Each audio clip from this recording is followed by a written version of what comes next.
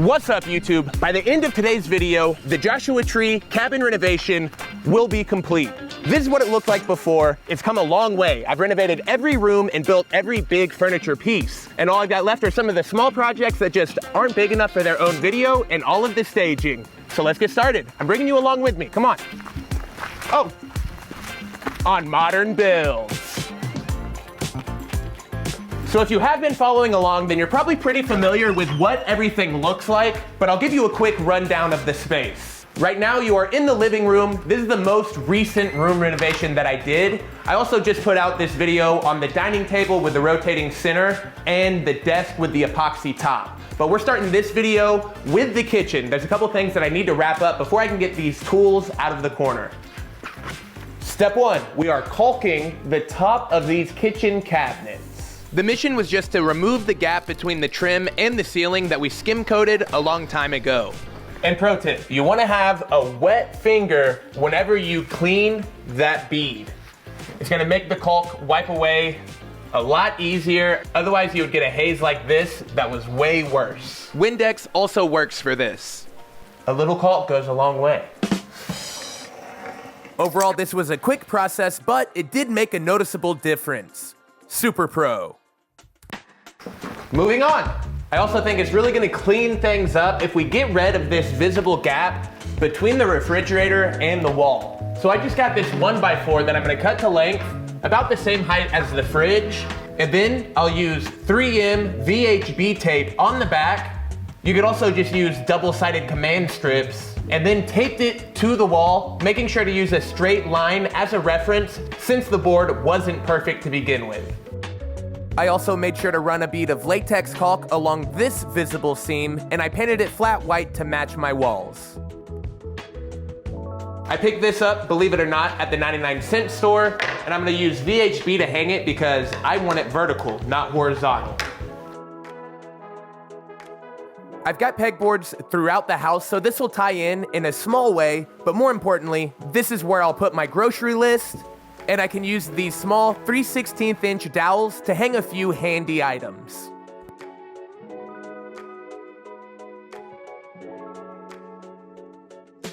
And now that I'm no longer distracted by that space behind the fridge, I'm unfortunately distracted by the space above the fridge, where I want to put some plants. I've got a fun idea where I'm gonna scribe the back of my refrigerator onto a 1x4 board. Then, after I made 2 of them, I can attach a shelf on top that I can use to rest plants on. I used a jigsaw to cut the curves and my circular saw to cut the plywood shelf. Then I glued and nailed everything together. And when I built this, I made sure that the cleanest face of the plywood was facing down because no one's ever gonna see the top of this shelf except for me when I'm watering some plants. I applied a couple of coats of water-based polyurethane just to protect it a little bit, and now you can see it in place. I really love having plants in basically every room, so this is awesome. Moving on. All right, fridge corner is done. It looks great, and now we're moving all the way over here. I got a really cool dartboard that I'm gonna put on the wall, and I also wanna make an arch table just for random stuff. Let's get started. First things first, I want to note that I found this dartboard on Amazon. Apparently, it is regulation tournament size. The only problem is I have pretty much 0 dart throwing skills, so I'm cutting some 3/4" radiata pine plywood into a backboard. That way, if me or anyone else misses the dartboard, it's not going to put a bunch of holes in the wall, hopefully. I used my jigsaw to round over the corners. I just used a paint can to mark the radius that I wanted to cut, then applied a couple coats of water-based polyurethane. Hanging this was a pretty simple process. I made sure it was gonna fit on the wall and look good. Then I marked locations where I've got a 2x4 stud behind this backboard, and I recessed a few holes. That way screw heads will sit below the surface of the plywood, and I can backfill it with a 3/8" dowel. The dartboard itself was really easy to hang. You just needed to put a screw in the middle of the dartboard, and then this little metal bracket onto the backboard, and it slid right into place. I will say this looks 1-800 Super Pro, and I like the idea of adding a small shelf underneath the dartboard, right above where I'm flush trimming this dowel. And the awesome thing is these are real darts. Oh yeah. Uh-oh. The shelf underneath is really simple, and I utilized pocket hole screws. That way they weren't as visible from the front. Moving on.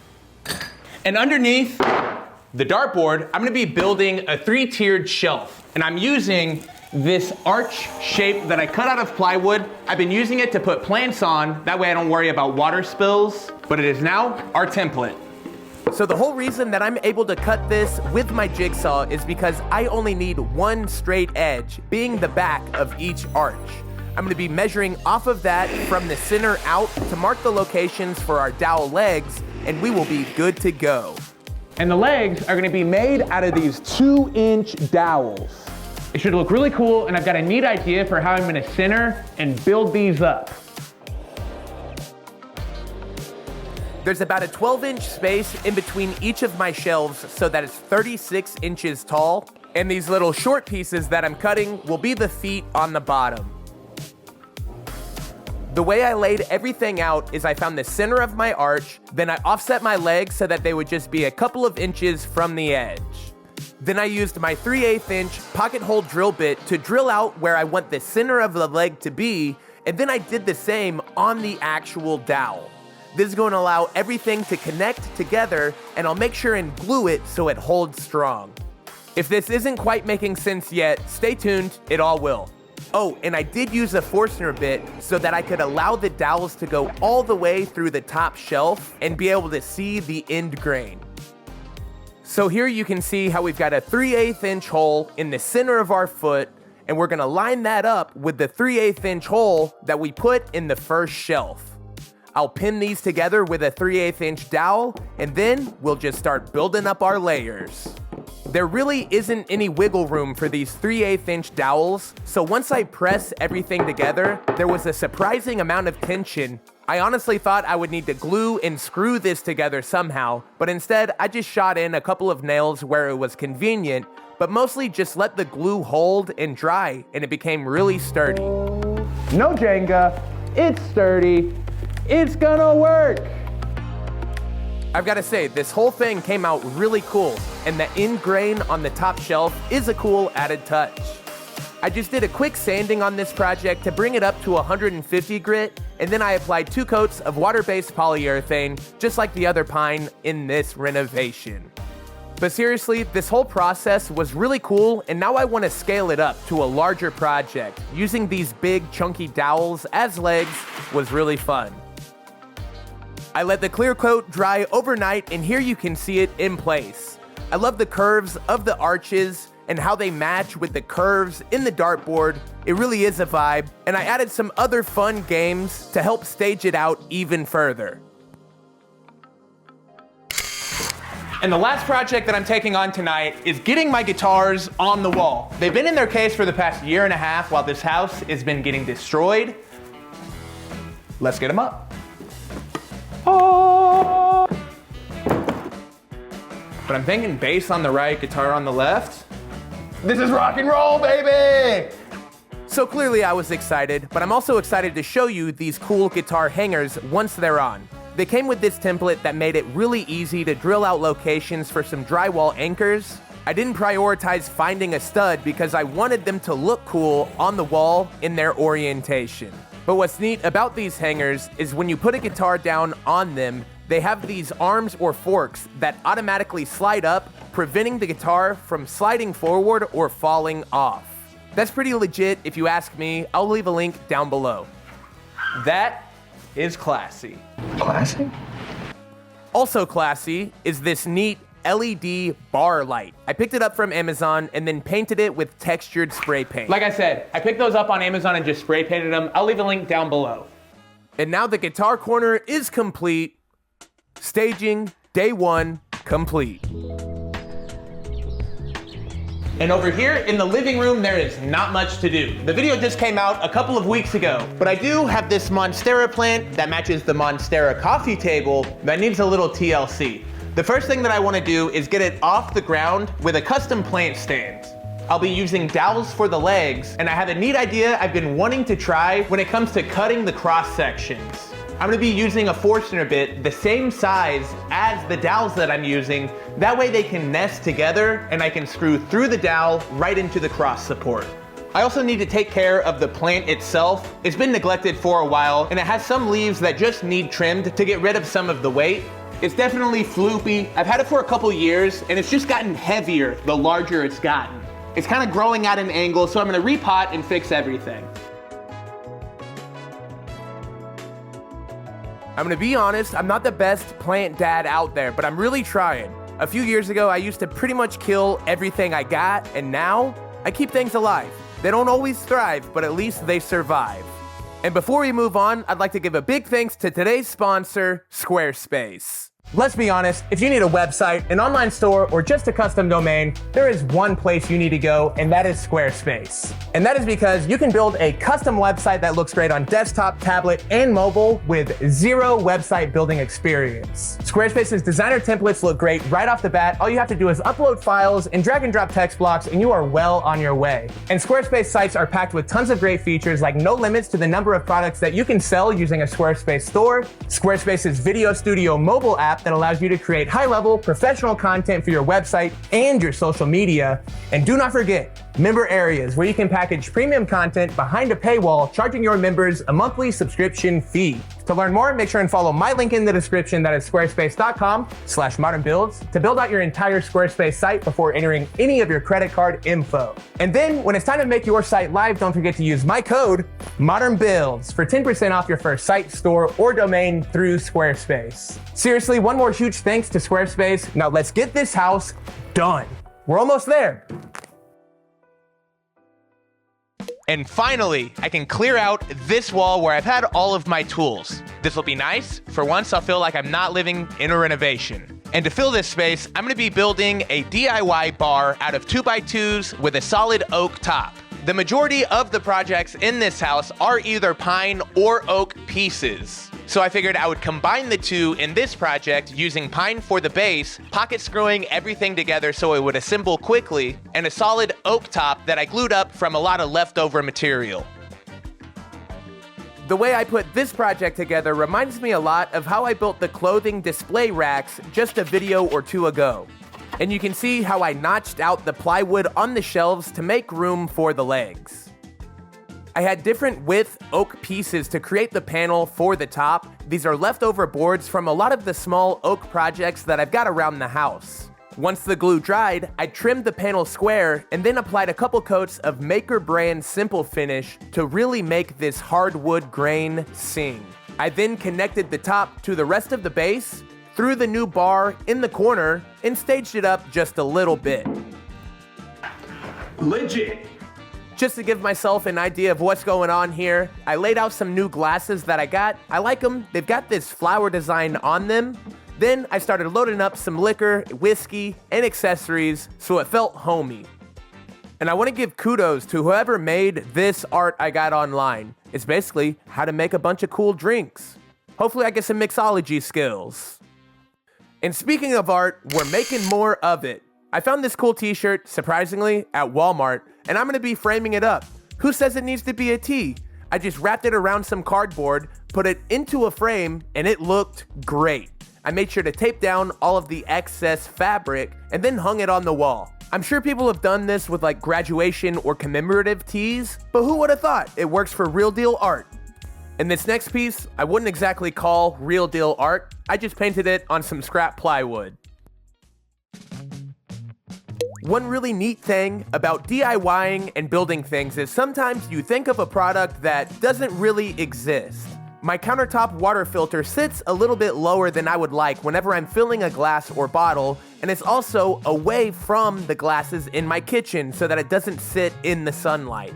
So I just whipped together this very basic stand out of some leftover red oak, and this is going to raise up the Brita and give me room for short glasses underneath and a couple of tall glasses behind it. I know it's 1-800 super simple, but it's also 1-800 super pro. What I'm doing here, I probably would not advise. I'm drilling a pretty aggressive, probably 30-degree angle with my Forstner bit on one of those big 2-inch dowels that we used on that arch table earlier. What I'm gonna do is glue smaller dowels into each of those recesses to create a really nice modern coat rack inspired by the arch table that we made earlier. Essentially, I could get these 2-inch dowels up to 4 feet long at Home Depot, and so I cut an extra 2-foot long section, and I'm gonna be splicing all of these together just like in that shelf earlier. I connected the 2 dowels and this round base together with 3/8 inch dowels, all centered up. This also is a part of that whole experiment process where I want to connect dowels together for some bigger furniture, and I learned quite a bit here. Anytime I'm connecting 2 dowels together with a shelf in between, it's basically visibly impossible to see that they're not perfectly aligned. But anytime I connect 2 dowels directly on top of each other, it is slightly noticeable if you don't bore out one of the holes to make a little wiggle room. All in all though, this was a big success and it looks awesome. I made sure to clamp this in a way that I had some downward pressure and was forced to stand straight. And once the glue dried, I sanded it, applied some Maker brand Simple Finish, and I could see it all in place. I love it. It's got room for a couple of coats, my boots next to it. Who knows, maybe I'll scale this up and incorporate a shoe bench with the coat rack someday. The last room we need to take care of is the bedroom, and there's hardly anything to do. I used to have another irregular blob mirror right here, but I didn't hold it up with any nails. I just put double-sided mounting tape, and it fell and broke. So last night, I cut a piece of replacement glass for an old rustic frame that I have that I'm gonna put this Joshua Tree National Park bandana map in, and it should really fit the vibe. It's Joshua Tree themed, it's a little bit of rustic mixed in with this modern, and I'll be sure to hang it with a nail this time.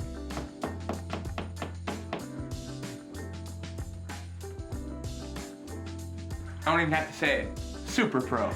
I don't know what it is about store-bought art, but I hate it, and so I DIY'd some more. We just threw some plants inside of a frame, smushed everything, and it actually ended up working. Check that out, very cool. Out here in the desert, there weren't a ton of flowers to choose from, so I picked the next best thing. Okay, the final room of the house, the laundry room.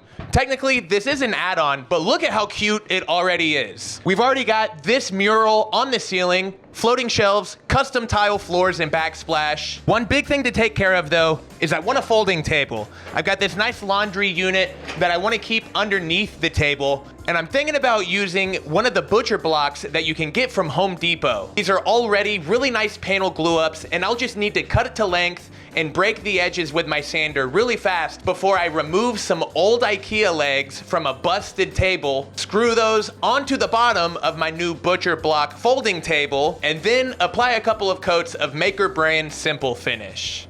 This butcher block glue up was made from birch material, and I like the tone that the Simple Finish brought out of it. It's a little bit deeper than water-based would have given me, and I think that that's classy.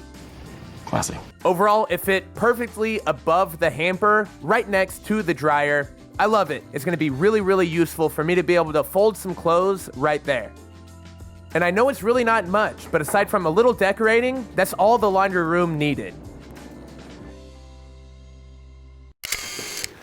And a lot of y'all on YouTube do not know that my back porch is now a kind of DIY home gym. And I got another upgrade for it. At Home Depot, I picked up this outdoor roller shade that's the same size as our opening. I just need to do a little bit of framing to get a flat reference edge for this to mount to, and I'll be making that out of a 2x8. Let's get started. The first step in this process is flattening out the header beam. That way the roller shade is rolling directly down, not at an angle. So I cut a taper on this 2x8 that'll make everything flat once it's connected. I'll also be putting in a 2x8 vertically on either side of that carport opening, The roller shade isn't quite as large as the existing opening, and this is going to make it fit a little bit better. I utilized my Kreg Pocket Hole Jig XL, or at least the drill bit and screws, to make sure I got really sturdy, outdoor rated connections. Ultimately, I ended up painting all of these boards white to match the house, but I really like this cool look with the raw wood tones next to the white paint. Nothing that I'm doing is load bearing, it's just gotta carry the weight of the shade. It's just aesthetic framing to make this whole thing look and function better. This will block some of the wind and cold during winter and a lot of that hot sun early mornings in summer. I've had this lumber for a long time. I know it's really wonky, but hopefully once it's all painted white, it blends in. And it does make good use of this material. You'll notice I put one of these XL pocket screws about every foot, and that's because the boards I'm using had quite a bit of warp and twist to them, but the big XL pocket screws really helped straighten and flush up all of these boards. Not perfect, but it'll work. You can order almost any size roller shade off of Amazon, and I'll be sure to leave a link to that below. But at Home Depot, they are a much better deal, although there's not as many sizes. I'll leave links to both in the description. The installation process on my roller was simple. I connected each of the brackets, making sure that they were spaced the correct distance apart, and then the shade just locks and pivots right into place.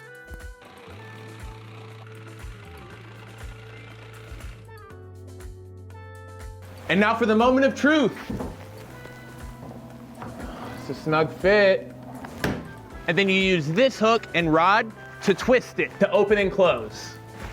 Oh, there we go. Look at that. Oh, this is actually easy to use. Okay, I was just being dramatic. So, it works. I think it looks good. We'll see how far down it goes. Ultimately, I'm just glad this is gonna block a lot of heat out whenever I'm working out in the summer and the cold wind during winter. A cool thing is we installed everything really straight. It's sitting nicely. Now we know it fits and we can paint the wood white. I won't lie, I do wish this opened and closed faster. I'm gonna try and find some kind of hack around that, but it does tie off on the bottoms so it doesn't blow around, and that's nice. And like I mentioned, the joints on my boards weren't the most flush and beautiful, so painting helped minimize any imperfections. So the back porch gym looks awesome, and now we're moving on to our last space, which is the front porch. And finally, we've got to take care of the front porch. That side looks nice, but over here, I've got a workbench, which has been really convenient over the past year and a half while I've been renovating the place. But while I'm gone, I don't want to leave everything it takes to break in right next to my front door. And yesterday, I just finished a really pretty outdoor dining table with a modern twist. I pocket screwed and glued 2x8s to create a beefy top and 4x4s to create a chunky but contemporary kind of farmhouse base. I used the Kreg Jig XL on this, which is made for 2x4s and 4x4s, and that video is on the Kreg YouTube channel. I'll leave a link to it down below if you want to check it out or build one for yourself. Now, moving this workbench is going to be a chore, so I'm going to have some help from Shane from behind the camera, and we're going to try and get this thing out of here. I'll put all these tools and things in the shop. I'll find a place to store them for now, and if you're interested in learning how to build this workbench, the link for that video will also be down below. There's a lot of links in the description. And now we'll make sure to screw everything in to some of the 2x4 studs in the workshop. This was sturdy, and it will be handy. Part of me thought I was about to break this shelf down, destroy it, but now it's got a second, who knows, third or even fourth life left in it. And here you can see the new dining table in place. Like I mentioned, it's a nice mix of rustic farmhouse with contemporary modern. It's all really accessible materials, and I built it with the most simple tools. I love it. Classic modern builds. If you know me, then you know I needed to add some plants to this outdoor dining table, next to the outdoor sofa, and this front porch. Heck, this whole house is now complete. So that's really it. I don't know what else I could do. Well, if I had a few days, I could do a lot. But I've got to film a house tour tomorrow, and then I'm flying out the next day to Oklahoma for my biggest project yet. And yes, I know this was just my biggest project, and I'm taking zero time to enjoy it, but on to the next banger. I appreciate the support times a million. Bye, everybody. Oh yeah, subscribe, house tour links, all that, it's down below. Bye.